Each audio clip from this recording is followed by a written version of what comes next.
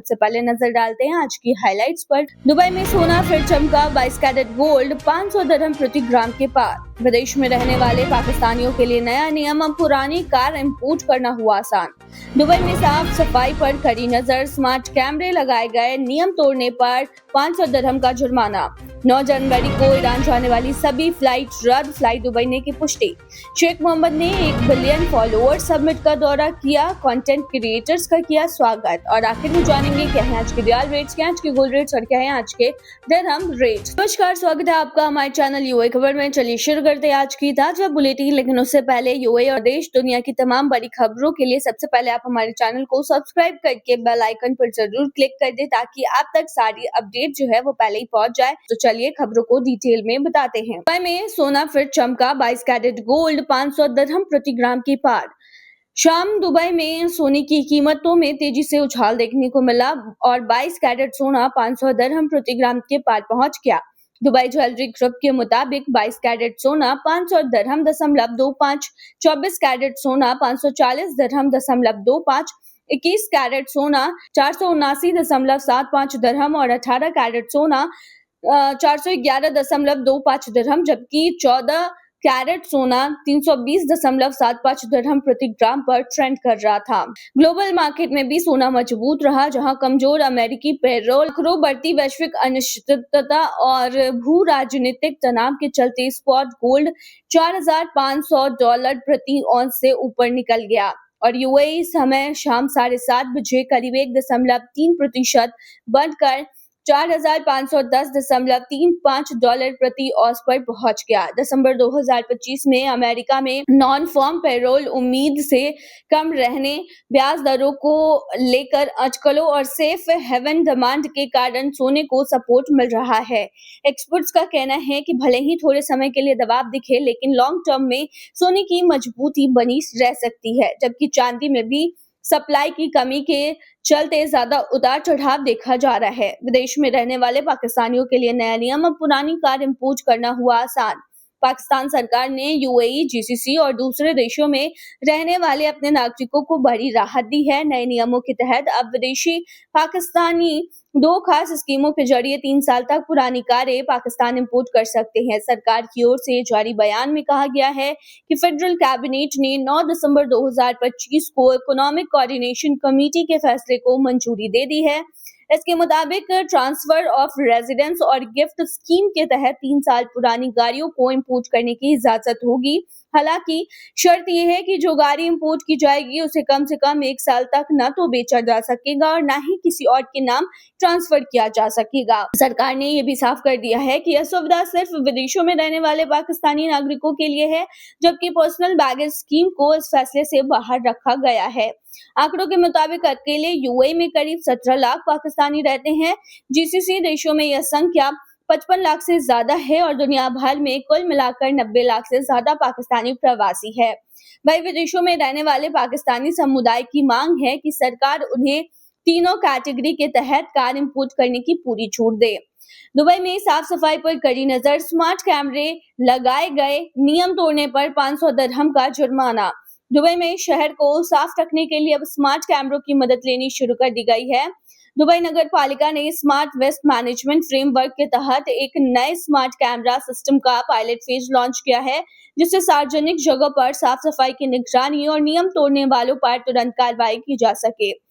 यह system artificial intelligence और real time data analysis पर काम करता है। पायलट फेज में कचरा इकट्ठा करना और ट्रांसपोर्ट करने वाले कई वाहनों पर ये कैमरे लगाए गए हैं, ताकि सड़कों, रिहायशी इलाकों, कचरा कंटेनरों, फुटपाथों और सार्वजनिक जगहों के आसपास अवैध रूप से कचरा फेंकने की घटनाओं को पकड़ा जा सके। कैमरे से ली गई तस्वीरों का तुरंत एनालिसिस होता है और उन्हें एक डिजिटल डैशबोर्ड पर दिखाया जाता है, जिससे फील्ड टीमें तुरंत मौके पर पहुंच सके। ये सिस्टम खास तौर पर सार्वजनिक जगहों पर कचरा फैलाने, गलत तरीके से फर्नीचर या भारी कचरा फेंकने जैसी हरकतों पर नजर रखता है, जिन पर 500 दिरहम तक का जुर्माना लग सकता है। दुबई नगर पालिका के director general engineer Marwan Ahmed bin Ghalita ने कहा है कि यह प्रोजेक्ट निगरानी को और असरदार बनाने, डेटा के आधार पर फैसले लेने और शहर के पर्यावरण को बेहतर करने की दिशा में एक अहम कदम है।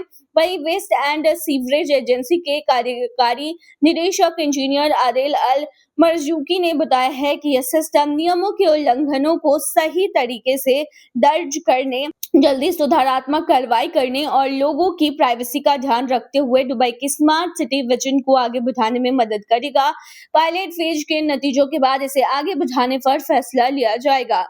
9 जनवरी को ईरान जाने वाली सभी फ्लाइट्स रद्द, फ्लाई दुबई ने की है पुष्टि। 9 जनवरी को ईरान जाने वाले यात्रियों को बड़ा झटका लगा क्योंकि दुबई से ईरान के लिए जाने वाली सभी फ्लाइट्स कैंसिल कर दी गई हैं। फ्लाई दुबई के प्रवक्ता ने पुष्टि की है कि शुक्रवार को ईरान जाने वाली उनकी सभी उड़ानें रद्द रहीं। दुबई एयरपोर्ट की वेबसाइट के मुताबिक तेहरान, शिराज और मशहद समेत ईरान के अलग-अलग शहरों के लिए कम से कम 17 फ्लाइट्स कैंसिल हुई हैं। फ्लाई दुबई ने बताया है कि जिन यात्रियों की ट्रैवल प्लानिंग पर असर पड़ा है, उनसे सीधे संपर्क किया जा रहा है और हालात पर लगातार नजर रखकर फ्लाइट शेड्यूल में बदलाव किया जाएगा। यात्रियों को सलाह दी गई है कि वे अपनी फ्लाइट्स का स्टेटस एयरलाइन की वेबसाइट, कॉन्टैक्ट सेंटर या ट्रैवल एजेंट से चेक करें और जरूरत हो तो रीबुकिंग भी कराएं। हालांकि दुबई एयरपोर्ट्स की वेबसाइट पर कैंसिलेशन की कोई साफ वजह नहीं बताई गई, लेकिन गुरुवार से ईरान में देशव्यापी इंटरनेट ब्लैकआउट की खबरें सामने आ रही हैं, जो बढ़ते विरोध प्रदर्शन के चलते शुक्रवार तक जारी रही है। इन प्रदर्शनों की शुरुआत दिसंबर के आखिर में आर्थिक परेशानियों को लेकर हुई थी। इस बीच तुर्की मीडिया के अनुसार तुर्किश एयरलाइन ने 17 फ्लाइट्स, एजेंट्स ने 6 फ्लाइट्स और पेगासस एयरलाइन ने भी ईरानी शहरों के लिए अपनी उड़ानें कैंसिल कर दी। वहीं हमद इंटरनेशनल एयरपोर्ट की वेबसाइट के अनुसार शुक्रवार को दोहा और तेहरान के बीच कम से कम 2 फ्लाइट्स भी रद्द की गई हैं। कुल मिलाकर हालात ऐसे हैं कि ईरान जाने वाले यात्रियों को फिलहाल लगातार अपडेट चेक करते रहने की जरूरत है। शेख मोहम्मद ने 1 बिलियन फॉलोअर समिट का किया दौरा, कंटेंट क्रिएटर्स का किया स्वागत। यूएई के उपराष्ट्रपति, प्रधानमंत्री और दुबई के शासक शेख मोहम्मद बिन राशिद अल मक्तूम ने शुक्रवार को दुबई में शुरू हुए 1 बिलियन फॉलोअर समिट का दौरा किया और दुनिया भर से आए कंटेंट क्रिएटर्स का स्वागत भी किया। इस मौके पर उन्होंने कहा कि कंटेंट बनाना सिर्फ वीडियो या पोस्ट डालना नहीं है, बल्कि यह एक मैसेज और जिम्मेदारी भी है। अपने पर्सनल एक्स अकाउंट पर शेख मोहम्मद ने लिखा है कि कंटेंट के जरिए समाज को बेहतर दिशा दी जा सकती है, नई पीढ़ियों को प्रेरित किया जा सकता है, आर्थिक मौके पैदा किए जा सकते हैं और एक बेहतर भविष्य की नींव रखी जा सकती है। उन्होंने अपने इस दौरे की कई तस्वीरें भी शेयर की, जिनमें समिट का माहौल और क्रिएटर्स के साथ उनकी मुलाकातें देखने को मिली है। चलिए अब आखिर में बताते हैं क्या है आज के रियल रेट्स, क्या है आज के गोल्ड रेट्स और क्या है आज के दरहम रेट। शुरू करेंगे रियल रेट से।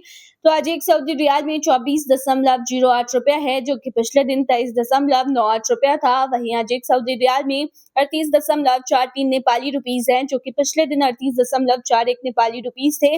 वहीं आज एक सऊदी रियाल में 32.59 बांग्लादेशी टका है, जो कि पिछले दिन 32.59 बांग्लादेशी टका था। वहीं आज एक सऊदी रियाल में 74.66 पाकिस्तानी करेंसी है, जो कि पिछले दिन 75.27 पाकिस्तानी करेंसी थी। वहीं आज के एक सऊदी रियाल में 24.02 भूटानी करेंसी है, जो कि पिछले दिन 23.98 भूटानी करेंसी थी। क्या है आज के गोल्ड के रेट्स, तो बता दें यूएई में आज 18 कैरेट सोने की जो प्राइस है वो 412 दिरहम है, जो कि पिछले दिन 408.25 दिरहम प्रति ग्राम थी। यानी कि आज के गोल्ड के रेट की 18 कैरेट की भारतीय मुद्रा में कीमत 10,123 की है। वहीं आज के 22 कैरेट गोल्ड का जो प्राइस है वो 503.50 दिरहम प्रति ग्राम है, जो कि भारतीय मुद्रा में 12,371 के होते हैं, जो कि पिछले दिन 496.75 दिरहम प्रति ग्राम पर था। वहीं दुबई में आज 24 कैरेट सोने का जो दाम है वो 543.75 दिरहम है, जो कि पिछले दिन 536.50 दिरहम प्रति ग्राम था। वहीं आज के 24 कैरेट सोने के दाम की भारतीय मुद्रा की कीमत की बात करें तो आज ये 13,360 की है। क्या है आज के दिरहम रेट, तो बता दें आज एक यूएई दिरहम में 24.58 रुपए है, जो कि पिछले दिन 24.47 रुपया था। वहीं आज एक यूएई दिरहम में 39.24 नेपाली रुपीज है, जो कि पिछले दिन 39.21 नेपाली रुपीज थे।